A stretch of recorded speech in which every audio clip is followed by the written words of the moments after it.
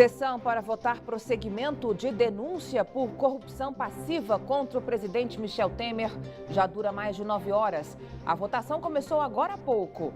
Polícia Militar reforça a segurança para evitar confusão na esplanada dos ministérios. Mais problemas na saúde. No Hospital do Paranoá, o único equipamento de raio-x não está funcionando. Perigo na pista. Buraco com quase 1 metro de profundidade no acesso à ponte Onestino Guimarães coloca em risco os motoristas que passam pela região. Notícias da quarta-feira no DF e em torno, agora no Band Cidade, segunda edição.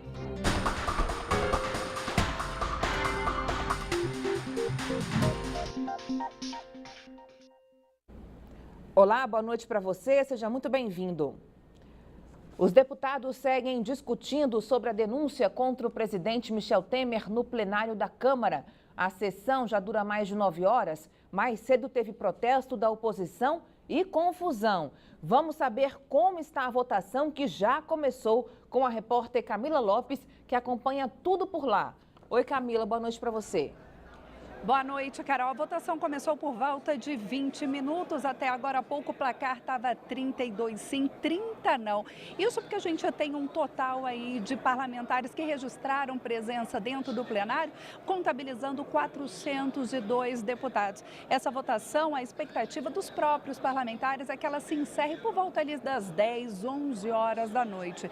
A oposição, que durante todo o dia tentou aí atrasar essa votação, ela já fala até numa vitória de Michel Temer, mas um placar que já dá um esquenta e já dá mais ou menos como vai ser a previsão caso haja essa possibilidade, né, que já é discutida, de uma segunda denúncia apresentada pela Procuradoria-Geral da República. Carol, durante a tarde teve uma confusão, parlamentares jogaram cédulas de dinheiro dentro do plenário. Agora à noite também teve, assim que começou a votação, teve outra confusão entre os parlamentares do Rio Grande do Sul. Isso porque a votação é feita por estados. Primeiro o estado norte, depois do sul, e aí vai seguindo. E a previsão da gente, então, é essa, Carol, que essa votação, ela se encerre por volta das 10, 11 horas da noite. A gente vai estar aqui acompanhando tudo. E lá fora, quem está acompanhando a movimentação na esplanada é o repórter Rodrigo Miranda. E a gente vai ver como é que está por lá. Rodrigo. Estamos aqui hoje para nos manifestar sobre esse congresso e pelo Fora Temer. Boa noite, Camila. Boa noite a todos que acompanham o Band Cidade. Cerca de 200 manifestantes estão aqui em frente ao Congresso Nacional protestando e pedindo a saída do presidente Michel Temer.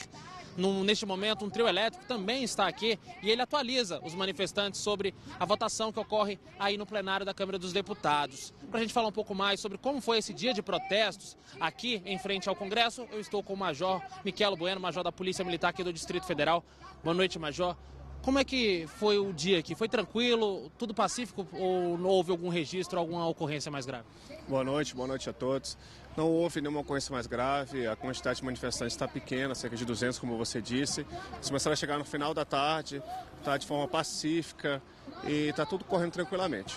Agora, o efetivo da polícia, ele tem previsão de quando vai sair daqui ou eles vão ficar até o último manifestante se retirar? Isso mesmo, a gente vai ficar até a manifestação se retirar. Agora, eles não podem chegar mais perto do Congresso, é isso? O máximo é até aqui? E por que essa medida? Questão de segurança. Então eles vão ficar aqui nesse gramado em frente, como todas as manifestações estão ocorrendo aqui na esplanada, e por questão de segurança vão ficar por aqui. Como é que foi o trânsito durante o dia? Vocês fecharam algumas vias, algumas pistas aqui, ou até para eles descerem, ou não foi necessário dessa vez? Dessa vez não foi necessário, a gente monitorou as redes sociais, porque essa manifestação é uma manifestação que foi protocolada da Secretaria de Segurança Pública, uma manifestação que está sendo chamada pelas redes sociais. A gente viu que tinha poucas pessoas aderindo, então não foi necessário fechar as vias fluíram normalmente o dia todo. Agora, também não houve revista dessa vez? Nenhum manifestante foi revistado? Não, houve revista sim, em todos os pontos a gente teve pontos de revista e correu tranquilamente a revista. Muito obrigado pelas informações, Major. Eu volto ao estúdio com você, Carol. Tá bom, Rodrigo. Obrigada. Boa noite. A pane que afetou o sistema da rede pública de saúde na semana passada ainda compromete os serviços de atendimento.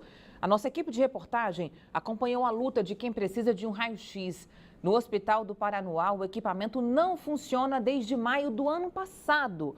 E agora, com o ataque do vírus que afetou os computadores, não há nem previsão de quando a situação será normalizada. Agora você vai acompanhar a saga, a dificuldade de quem precisa de um raio-x aqui no Hospital do Paranoá. A Juscelene vai agora ver se ela consegue realizar o exame. Esperançosa, a dona de casa segue para o balcão de atendimento, mas a informação que recebe do funcionário acaba com as expectativas. Raio-x? Não, desde maio do ano passado. Não? Sem previsão.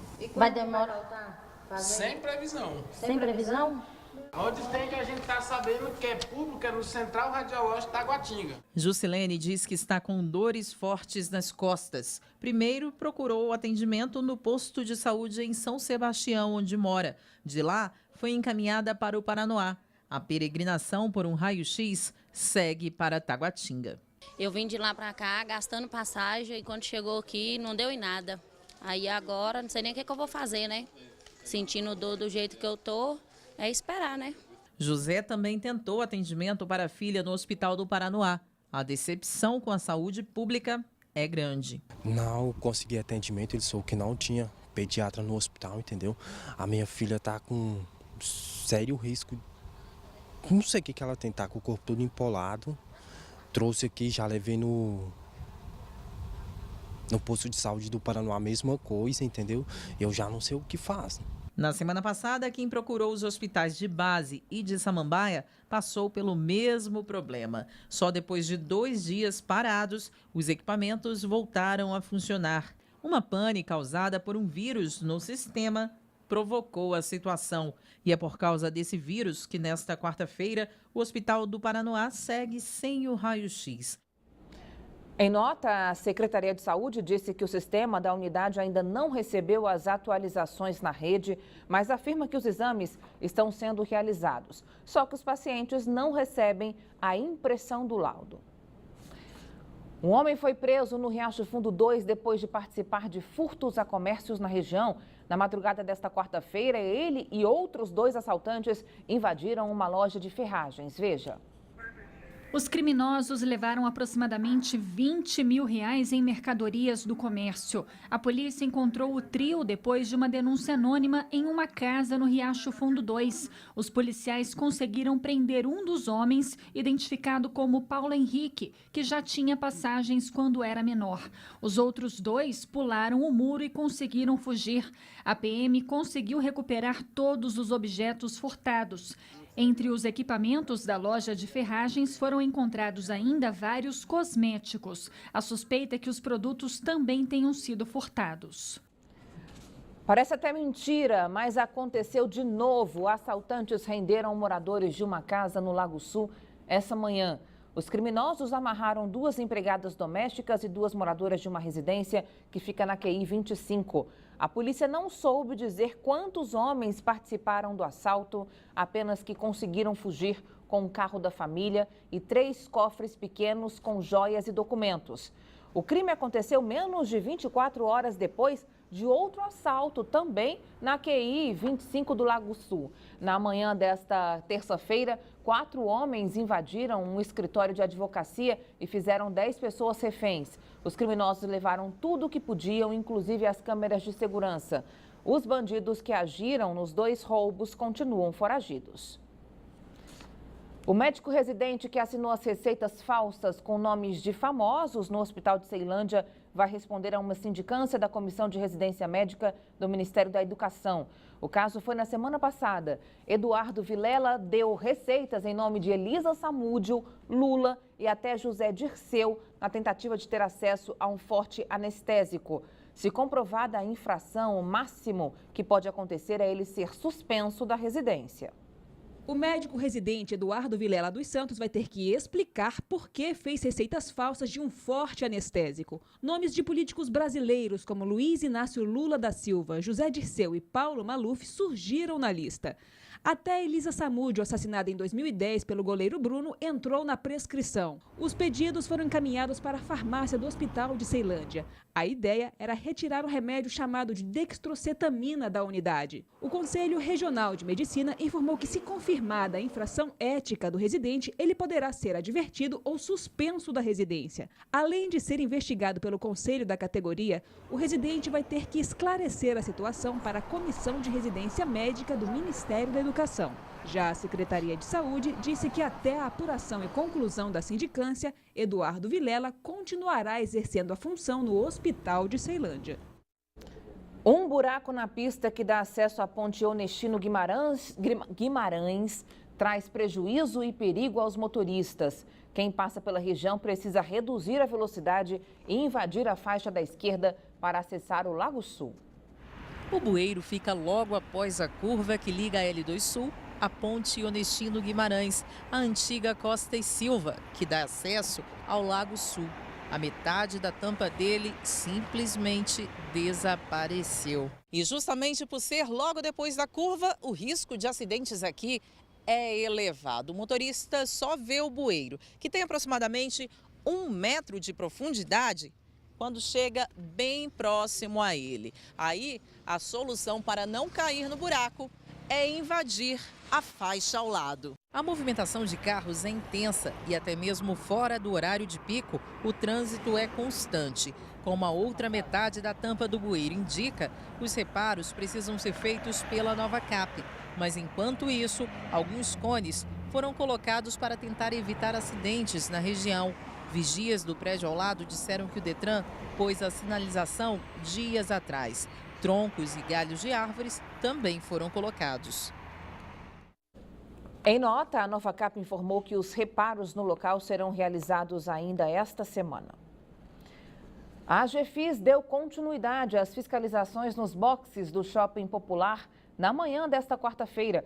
A operação, em conjunto com a Secretaria das Cidades, começou em março deste ano com o objetivo de retomar as bancas dos comerciantes que não respeitam as regras estabelecidas pela Lei das Feiras. A ação começou depois de reclamações sobre o grande número de unidades fechadas no local. De acordo com a chamada Lei das Feiras, os comerciantes não podem manter os boxes fechados por 7 dias consecutivos ou 15 dias alternados, já que isso prejudica a movimentação do comércio. Para abrir e desocupar as bancas fechadas, os fiscais tiveram que usar pé de cabra. No total, os donos de 116 boxes tiveram as autorizações canceladas. As mercadorias recolhidas serão levadas para o depósito da AGFIS e, para ter os produtos de volta, os comerciantes devem comparecer ao local com a nota fiscal e pagar uma taxa que ainda será definida pela agência. Atualmente, há mais de 1.500 bancas no Shopping Popular e a Secretaria das Cidades estima que pelo menos 442 delas não estejam de acordo com a Lei das Feiras. Para acabar com o problema, o GDF estuda a possibilidade de privatizar o espaço no modelo de parceria público-privada. Mais de 50 mil beneficiários do Auxílio Doença de todo o Brasil foram convocados pelo INSS para passar por uma perícia médica. Eles não foram localizados pelos Correios e agora têm até 5 dias corridos para entrar em contato com a Central de Atendimento do INSS. Aqui no DF, quase 5 mil benefícios devem ser revisados até setembro. A convocação dos mais de 55 mil beneficiários do Auxílio Doença foi publicada no Diário Oficial da União desta terça-feira. Eles não foram localizados pelos Correios por alguma inconsistência no endereço e devem passar por perícia médica para reavaliação da concessão do benefício. Agora, essas pessoas têm um prazo de 5 dias para agendar a perícia com o INSS pelo telefone 135. O beneficiário que não atender a convocação ou que não comparecer na data agendada terá o auxílio suspenso. A convocação faz parte da Operação Pente Fino, que vai revisar o benefício de cerca de 1,5 milhão de pessoas em todo o país que estão há mais de 2 anos sem perícia. O mês de agosto marca o início do período mais seco do ano. Já são mais de 70 dias sem chuva, o que só piora a crise de abastecimento que já dura 7 meses. Não é à toa que o governo corre contra o tempo para entregar até outubro pelo menos 2 das 3 obras de captação de água em andamento. Veja. Nessas obras, máquinas e homens não param. Afinal, são esses 2 subsistemas que ajudarão o Distrito Federal a superar a crise no abastecimento de água.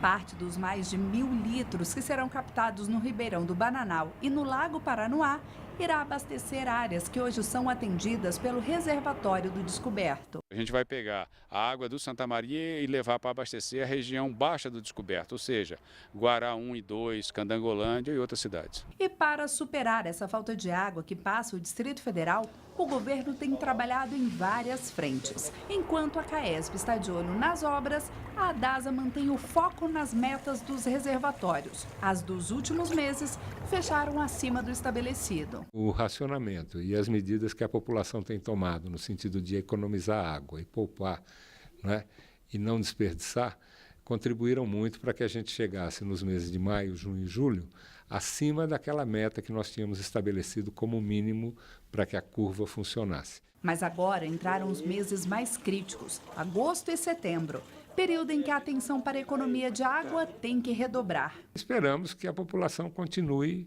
mantendo todos os cuidados que tiveram até aqui, no sentido de poupar água, não desperdiçar em hipótese alguma e lembrar que nós estamos entrando em meses críticos. A previsão de entrega das obras do Bananal e do Lago Paranoá é entre setembro e outubro. Veja a seguir, em tempos difíceis de racionamento, a CAESB faz operação para combater gambiarras no fornecimento de água. Os detalhes depois do intervalo. Até já.